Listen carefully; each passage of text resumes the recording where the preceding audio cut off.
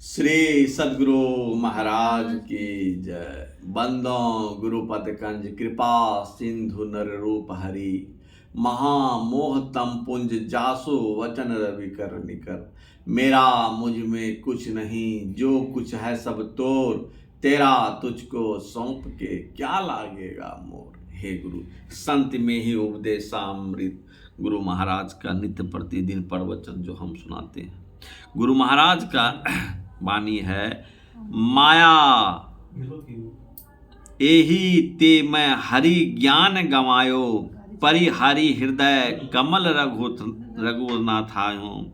बाहर फिरत विकल बै धायो, ज्यों कुरंग निज अंग रुचिर मद, अति मतिहीन मरहम नहीं पायो। खोजत गिरी तरु लता भूमि बिल, परम सुगंध कहाँ ते आयो। ज्यों सर बिमल वारी परिपूरन, ऊपर कछु सेवार तृण छायो। जारत ह्यो ताही तजिहो सठ, चाहत यही विधि तृष्णा बुझायो। व्यापित त्रिविध ताप तन रोदन, तापर दुहस दरिद्र सतायो। अपने धाम नाम सुरतौ, तजी विषय बबुर बाग मन लायो। तुम सम ज्ञान निधान मोहि सम, मूढ़ न आन पुराण ही गायो। तुलसीदास प्रभु यह विचारी जिए, कि थे कीजे नाथ उचित मन भायो। जब तक गोस्वामी तुलसीदास जी बाहर भटकते रहे, तब तक वे उसी तरह भटकते रहे जिस तरह मृगा कस्तूरी के लिए भटकता है। जैसे कोई प्यासा जन किसी तालाब पर जाता है, वहाँ पानी के ऊपर सेवार पानी में उगने वाला एक प्रकार का घास है, उस तृष्णा को हटाए बिना ही वह पानी पीना चाहता है।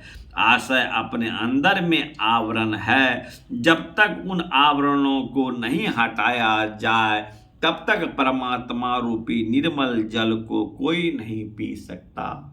आवरण क्या है, इस पर कहा है, माया बसमती मंद अभागी, हृदय यवनिका बहुविधि लागी।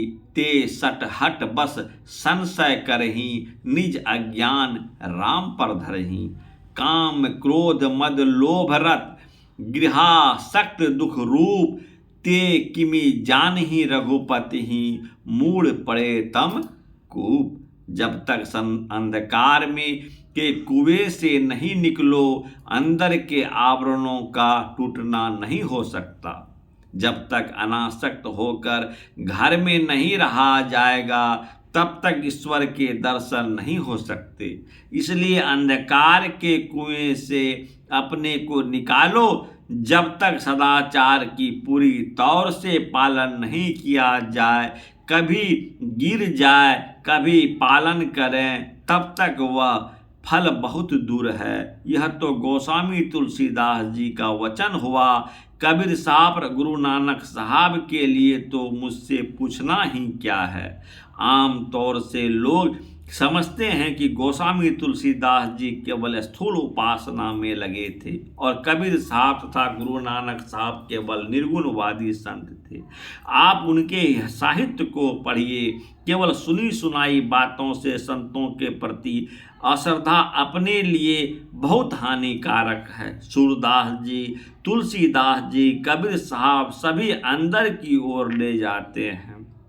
ईश्वर दर्शन इंद्रियों से नहीं होता है। उपनिषद के वाक्यों में भी ईश्वर का आत्मगम बताया है। आत्मगम भजहि जेहि संता, इसी शरीर में जीवात्मा और परमात्मा है, फिर भेंट क्यों नहीं होती है।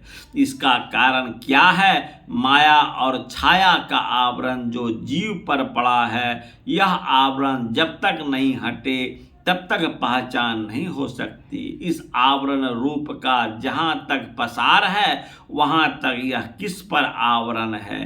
क्या पूर्ण परमात्मा माया के आवरणों से आवृत है? नहीं, वे माया के पसारों को भरकर और कितना विशेष है कुछ पता नहीं।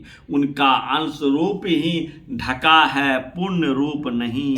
यह अंश टूटा हुआ नहीं, बल्कि जैसे महदाकाश का अंश मठाकाश जैसे एक ही आकाश ऊपर से नीचे तक फैला हुआ है, यह आपके शरीर रूप आवरण के अंदर भी है, उसी तरह परमात्मा आपके अंदर है, किंतु आप उनका दर्शन नहीं कर सकते, क्योंकि आप इंद्रियों के द्वारा ही कुछ जानते हैं और आपकी इंद्रियां स्थूल है। उन स्थूल इंद्रियों से परमात्मा को कैसे पकड़ सकते हैं? स्थूल यंत्र से सूक्ष्म तत्व का ग्रहण नहीं हो सकता।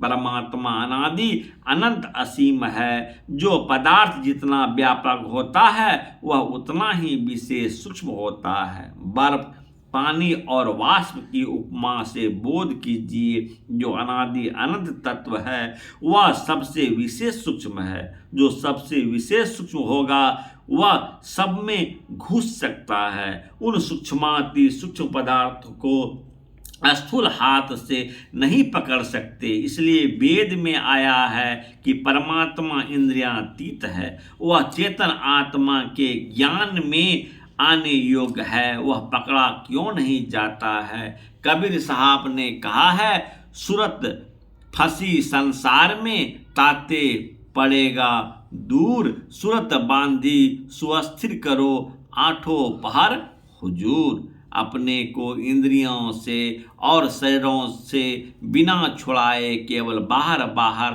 के भागने से परमात्मा पकड़ा नहीं जा सकता। जागृत में इंद्रियां अपने अपने विषयों में फंसती है, स्वप्न में स्वयं अपने अंदर जाते हुए पाते हो कि मैं अब सोता हूँ। तंद्रा में बाहर से कुछ अचेतनपन होता जाता है, उस समय गला झुक जाता है, हाथ पर कमजोर होने लगता है। इस समय भीतर की ओर शक्ति सिमटती है। जिह्वा पर मिठाई रहने पर भी मीठा मालूम नहीं होता। बहिर्मुख से अंतर्मुख होना, बाहर के विषयों से छूटना, इससे जानने में आता है कि बाहर से भीतर होने पर इंद्रियों का विषयों से छूटना होता है। केवल स्थूल विषयों से ही नहीं, सूक्ष्म विषयों से भी छूटना होता है। इसी को कबीर साहब ने कहा, भक्ति सतो गुर आनी, सतगुरु की भक्ति दूसरी है। इसी भक्ति का उपदेश गुरु महाराज करते थे और मैंने जो सीखा है उसी को आप लोगों के सामने रखा। अंतर के प्रवेश करने के लिए आप मानस जप और मानस ध्यान करके दृष्टि योग और नादान संधान कीजिए।